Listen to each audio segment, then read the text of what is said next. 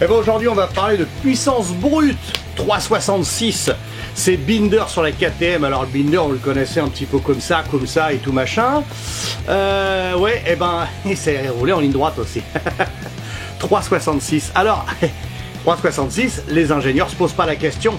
Bah écoute, on fait des essais de vitesse de pointe, on l'a fait sur KTM, ils l'ont fait sur plein de machines.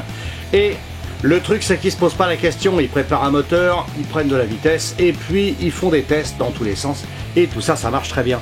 Et non, en e-moto, en e-moto c'est pas la même limonade. Non, en e-moto, les trucs, tu roules et puis tu te dis, est-ce que je vais prendre la batterie dans la gueule?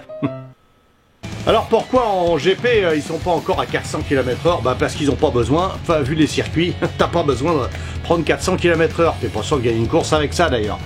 Et puis aussi bah parce qu'ils se posent pas la question de savoir s'ils vont pas prendre la batterie dans la gueule. Bah oui, parce qu'en e-moto, bah il s'est passé des choses. Et oui, bah quand je te dis que l'électrique c'est de la merde, et ben là il y a la preuve. Alors Espargaro et puis Binder ont pris 366, alors ils sont pas... donc ils ont fait ça et les e-motos bah, ils ont fait des essais aussi. Alors ils ont arrivé à une vitesse mais phénoménale qui est de 250 km/h. Autant dire que à l'axel t'as l'axel hein, c'est sûr, mais à vitesse de pointe je veux te dire le mec il roule sur la route avec sa moto GP, tu le pourris tous les jours. Et donc à côté bah on a la moto électrique qui bah fait ses petits tours de circuit, pas de problème, ils ont leur petit championnat et tout machin. Et puis Niki Tully, et bah écoute, il rechargeait sa moto électrique et puis bah pendant la recharge, bah elle a cramé intégralement. Donc là, bah écoute, ouais, non pas en course, hein, non, en course, le machin il se décharge donc il n'y a pas de problème. Non, c'est au rechargement. Ils l'ont foutu dans un entrepôt, bah, enfin dans l'atelier, et puis ils l'ont branché. Et puis, vlouf, elle a pris feu.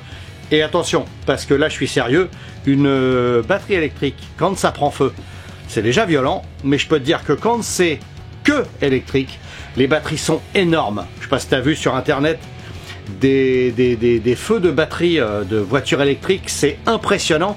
Le week-end, la semaine dernière, il y a eu 4 morts dans une Tesla, ils ont tapé un poteau, la bagnole elle a pris feu intégralement et vitesse grand V. Ils ont même pas eu le temps de sortir de la bagnole, qui sont tous morts. 4 morts dans la bagnole, en touchant un poteau. Hein. Alors tu sais comment ça se passe un feu électrique? Ben voilà, ça commence par de la fumée, tu vois, hop, ça va s'intensifier, la fumée est vachement plus épaisse, alors c'est super toxique, hein. Et juste après ça prend feu. Mais là c'est limite explosé. Hein. Regarde, tu vas voir le mec qui roule en moto électrique. Ça a pris feu, là ça a fumé, après ça s'intensifie la fumée, tu vois, ça devient vraiment sérieux, puis le mec il est prêt, hein. Et d'un seul coup le machin il s'est mis à prendre feu, il l'a jeté par terre. Mais c'est infernal ces engins là, c'est hyper dangereux. Oui c'est Keck Light électrique machin truc là, bon bah écoute ils sont dans la mouise, parce qu'ils n'ont pas payé les mecs depuis une semaine. Donc bon, c'est mal barré pour la moto électrique, hein. Que c'est des motos électriques. Et bah oui, et là ils ont rappelé des motos parce que bah, elles prennent feu à la charge. Alors bah, les écolos sont bien gentils, mais enfin moi je vais te dire un truc, rouler avec une bombe entre les jambes, moi ça m'intéresse moyen. D'autant plus que tu vas pas, là ils crament à la charge, mais il y en a qui ont cramé sur la route, pleine marche. Donc là c'est encore plus grave. Alors leur barbecue mobile, eh ben très peu pour moi, d'autant que si tu veux à la base on se disait aussi que c'était de la merde parce que bah esthétiquement c'est super moyen. Il n'y a plus de plaisir de rouler avec ces saloperies là, rien du tout, il y a plus d'âme, il n'y a plus rien. Et en plus c'est ultra dangereux.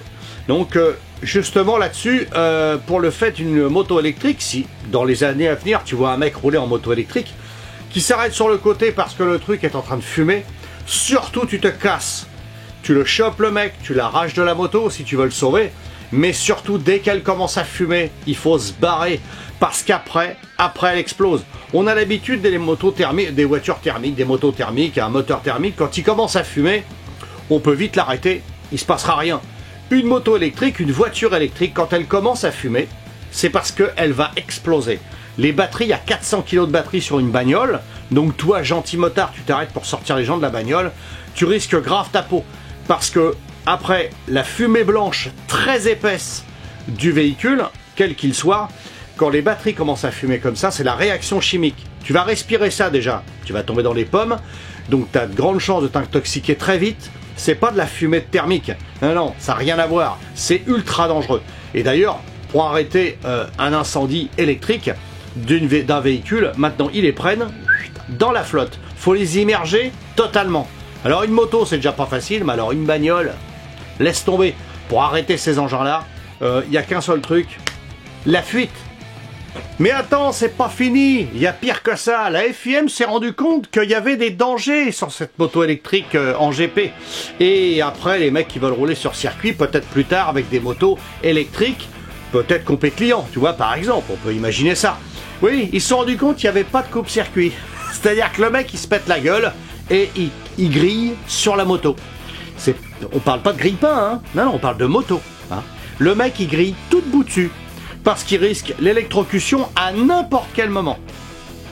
Donc le coupe-circuit du poignet, comme on a en piste, avec le coupe-contact, tu l'arraches et ça coupe tout, eh ben ils avaient même pas ça en moto électrique. Ben non, en IGP ils avaient pas ça. Alors du coup il y avait des dangers.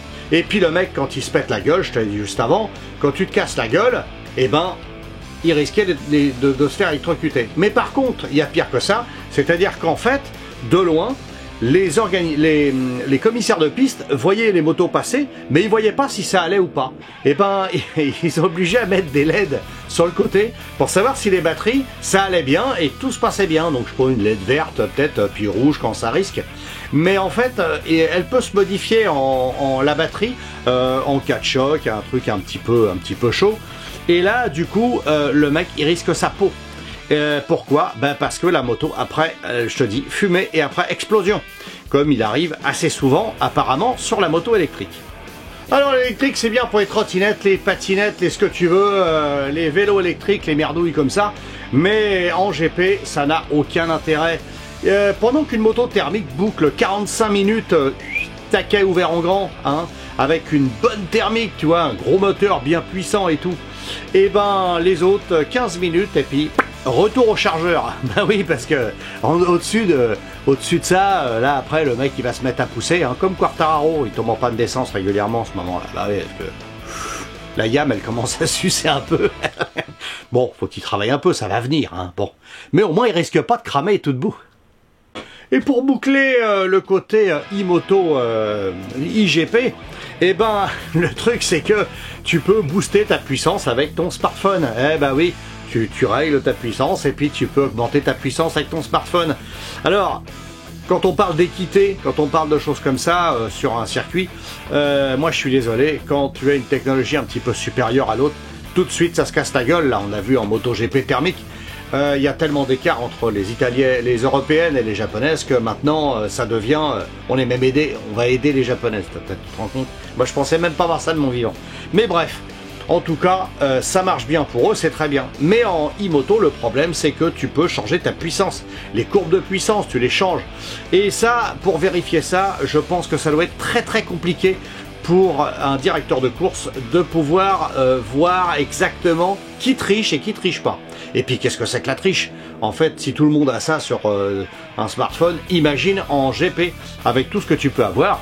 Regarde en cyclisme, hein, le dopage électrique, le dopage des vélos électriques. Eh ben oui, il y a dans le cadre, tu as un moteur qui glisse à l'intérieur, et puis ça pédale à la place du mec. Tu vois, comme quoi le cyclisme, c'est vachement intéressant ça aussi. Le machin, il peut doubler toute la file. Il y a des mecs qui sont obligés de freiner pour pas que ça se voit de trop. Te dire le niveau de magouille de ce genre de nouvelles technologies. À RS de la Frontera, eh ben écoute, c'était devenu le grand truc des écolos, super, il y avait le grand prix de e-moto, super aussi, hein, tu vois, ça continue dans l'esprit. Et puis, bah, ils ont annulé toute la course. Pourquoi? Ben parce que, devine quoi? Elles ont chargé toute la nuit et elles ont pris feu intégralement toutes les machines. Eh ben, parce qu'il y en a une qui prend feu, les autres prennent feu à côté, et ainsi de suite comme ça. Il n'y avait personne pour surveiller apparemment. C'est tellement sûr de leur fiabilité que tout a cramé. Ils ont supprimé le GP, ils ont tout supprimé parce que bah il y avait plus de participants. Bah oui, c'est sûr, hein, c'est pas facile, hein. Et puis comme je te l'ai dit, hein, l'autonomie de leur fusée verte, c'est 15 minutes. 15 minutes pour rouler à 250 en pointe, et je suis pas sûr qu'à 250 tout le long, ils tiennent 15 minutes. Ça, c'est même pas certain. Alors oui, tout à l'heure j'ai dit 250, non, c'est 270 km/h. La vitesse de pointe d'une moto électrique, ils ont réussi à monter à 270. Mais il n'a pas roulé un quart d'heure, hein, il a pas roulé 15 minutes. Non. Là, il a fait une pointe, puis après il est rentré. Donc il peut même pas savoir si ça va tenir le coup pendant 2 ou 3 tours. Donc autant dire que là, à côté des 3,70 de Binder et de Spargaro, je peux te dire que là, il y a un monde qui les sépare. Hein. Et puis en plus, les Spargaro, ils risquent pas de se faire cramer les burnes quand ils roulent ouvert en grand. Eh ben écoute, cette petite vidéo pour t'expliquer que c'est pas encore gagné pour ces véhicules-là. Hein. Les écolos, bah je pense que les gars, hein, je vous plains, parce que rouler en électrique, vous allez bien vous faire chier, mais le mec qui est bien écolo et qui va rouler en moto, lui, il n'était pas thermique déjà avant. Je pense pas, c'est pas possible. Tu peux pas passer de la thermique à l'électrique en te disant je vais faire exactement les mêmes choses qu'avec ma thermique. Non, t'achètes une électrique en te disant je vais aller au boulot avec, je fais pas beaucoup de kilomètres, ça tombe très bien, et puis je fais que de la ville. Donc là, ça va très bien. Mais tu vas pas retrouver cette bagnole-là sur le périph' ou sur l'autoroute pour aller faire 100 bornes par jour. Hein. C'est pas la peine. Hein. Les coursiers en électrique, j'attends de les voir. Les mototaxis, pareil. Si, dans les top cases des Goldwing, ils vont pouvoir foutre ça de batterie. La bombe roulante, tu sais. Le truc, il pète, il fait un cratère au milieu de l'autoroute. Et ben voilà, et ben écoute, je te dis à la semaine prochaine pour un nouveau sujet. Et puis, reste safe, attention aux véhicules électriques, hein, va pas te faire prendre feu. Hein. Si tu en vois un tomber, tu prends le mec, tu le jettes dans la pelouse, et puis vous vous barrez, hein, parce que ça va péter. Voilà. Donc, et ben écoute, je te dis à la semaine prochaine, et puis, bye bye.